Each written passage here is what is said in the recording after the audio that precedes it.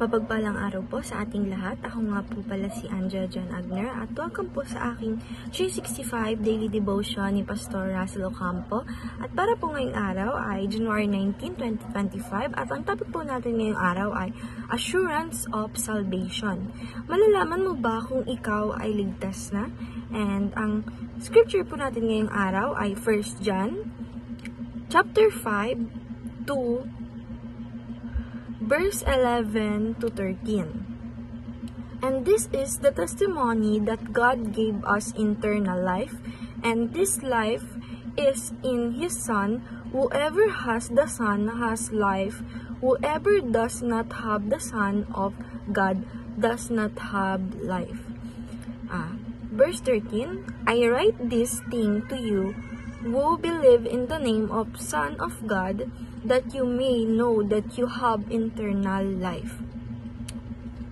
And ang scripture po natin ngayong araw ay number 1, we can know we are saved. Sabi po dito na malalaman po natin na tayo po ay ligtas na or kapag po tayo ay ligtas na. Malalaman po natin ito sa pamamagitan na tinanggap na po ba natin ang ating Panginoong Diyos sa buhay natin? Tinanggap na po ba natin siya bilang ating tagapagligtas at nakilala na po ba natin siya? And teaching number 2, God's salvation cannot be lost. Sabi po dito na yung binigay po sa atin na kaligtasan ng ating Panginoong Diyos ay hindi basta-basta natin malulos or mawawala sa atin. Kasi nga po, bigay na to ng ating Panginoong Diyos at pinaghirapan niya po ang pagbigay nito sa atin. Lalo na po ang ating Panginoong Jesucristo na niligtas tayo sa mga kasalanan na ginawa natin. And teaching number 3, the Spirit is the guarantee of our salvation.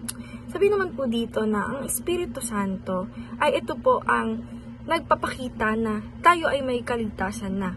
Para tayo po ay may Espiritu Santo sa ating buhay,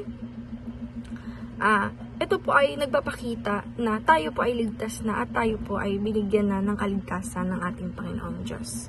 And assurance of salvation, number 1, it takes away our fear of death. Pag tayo daw po at alam po natin na may kaligtasan na tayo, ay hindi na po tayo matatakot sa kamatayan. And number 2, it fills our heart with gratitude. Pag tayo naman daw po ay may assurance na ng salvation, kaligtasan, ito naman po ay nagpapapuno sa ating puso ng gratitude. And number 3, it inspires us to serve God. Pag alam po natin na may kaligtasan na po tayo, may assurance of salvation na po tayo sa ating buhay, ay naka-inspire po, nakilalanin natin at sambahin natin ang ating Panginoong Diyos pag tayo po ay, at pag nalaman natin na may kaligtasan na po tayo. And application number 1, do not be afraid of suffering or death. Sabi naman po dito na i-apply po natin sa sarili natin na wag po tayo matakot, afraid of suffering or death. Sa mga bagay na nagsasuffer tayo, pinaghihirapan tayo, pati rin po sa kamatayan, ay wag po tayong matakot pag alam po natin na may Diyos at alam po natin na pagligtas po tayo. And application number 2, develop a thankful and worshipful heart. Sabi naman po dito na apply po natin sa sarili natin na kailangan po magka-develop tayo, magkaroon tayo ng thankful and worshipful heart. Kaya, example po nito is dapat po na thankful tayo lagi sa mga blessings ng ating Panginoong Diyos and dapat po lagi po tayo nagwe-worship sa Kanya with our heart po. And application number 3, serve God by leading your network to Christ. Sabi naman po dito na apply po natin sa sarili natin na iserve po natin, mag-serve po tayo sa ating Panginoong Diyos.